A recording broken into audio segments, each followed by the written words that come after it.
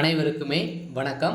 சற்று முன் கிடைத்திருக்கக்கூடிய ஒரு மிக மிக முக்கியமான செய்தி ஒன்று வெளியாகி உள்ளது. சற்று முன் சட்டப்பேரவையில் கலவரம், திமுகவினர் எடப்பாடி மீது தாக்குதல், இது மாதிரி செய்திகள் வெளியாகிருக்கு. 2 நாட்களாகவே பார்த்தீங்கன்னா சட்டப்பேரவை நடைபெற்றது இல்லையா. பார்த்தீங்கன்னா நிறைய தீர்மானங்கள் இந்த சபையில் பார்த்தீங்கன்னா கூட்டங்கள் இதுக்காக தான் கூட்டியிருக்காங்க. இதை தொடர்ந்து பார்த்தீங்கன்னா சபாநாயகர் அப்பாவுக்கு முன்னாடி பார்த்தீங்கன்னா இன்று கூறப்பட்ட அனைத்து விதமான தீர்மானங்களும் பார்த்தீங்கன்னா நிராகரிக்கப்பட்டதாக ஒரு பரபரப்பான செய்தி வெளியாகி வருகின்ற நிலையில் தான் பார்த்தீங்கன்னா அதிமுகவினுடைய திமுகவினுடைய பார்த்தீங்கன்னா கலவரங்கள் வெடித்த சம்பவம் பெரும் அதிர்ச்சியை ஏற்படுத்தியிருக்கு.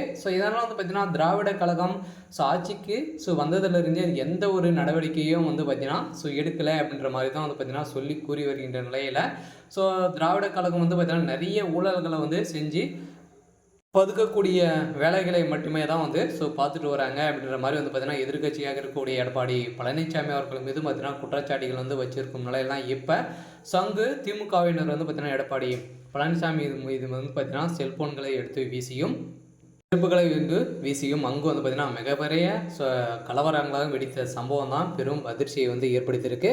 அங்கு போலீஸ் குவிக்கப்பட்டு பார்த்தீங்கன்னா அங்கு இந்த சபையில் ஒரு மிகப்பெரிய கலவரங்களை வெடிக்கக்கூடிய சம்பவங்களாக தான் பார்த்தீங்கன்னா இப்போ பார்த்தீங்கன்னா லாஸ்ட் இன்றும் பார்த்தீங்கன்னா 2வது நாளாக நடக்குது இல்லையா, லாஸ்ட் நாளாக நடக்குது.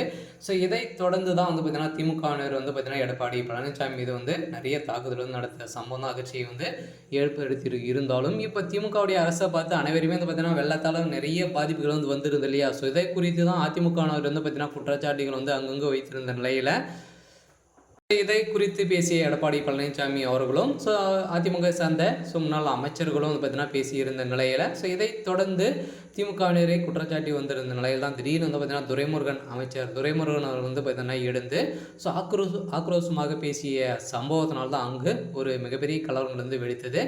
இதை தொடர்ந்து திமுகவினர் செய்த ஊழல்கள் பட்டியல் அனைத்தையுமே பார்த்தீங்கன்னா அங்கு சமர்ப்பணம் செய்த சம்பவம் தான் பெரும் அதிர்ச்சியை ஏற்படுத்தியிருந்தாலும் முதல்வர் ஸ்டாலின் அவர்கள் பார்த்தீங்கன்னா பெரும் கதிக்கிழங்க போய் தான் உட்காந்துட்டு இருக்கார் இல்லையா. இருந்தாலும் அங்கு இரு தரப்புக்கும் சண்டைகள் ஏற்பட்டு இருந்தாலும் இப்போ திமுகவுடைய அரசுக்கு தான் பார்த்தீங்கன்னா ஒரு மிகப்பெரிய அவப்பேராக தான் வந்திருக்கு இல்லையா.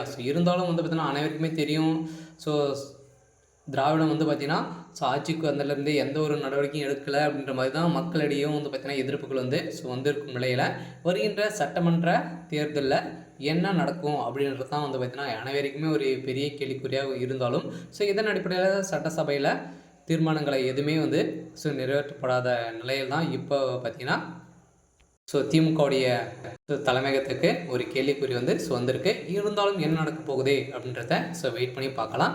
இது மாதிரி செய்திகளை தெரிஞ்சுக்கணும் அப்படின்னா மறக்காமல் நம்மளுடைய சேனலை சப்ஸ்கிரைப் பண்ணிக்கோங்க. தேங்க்யூ.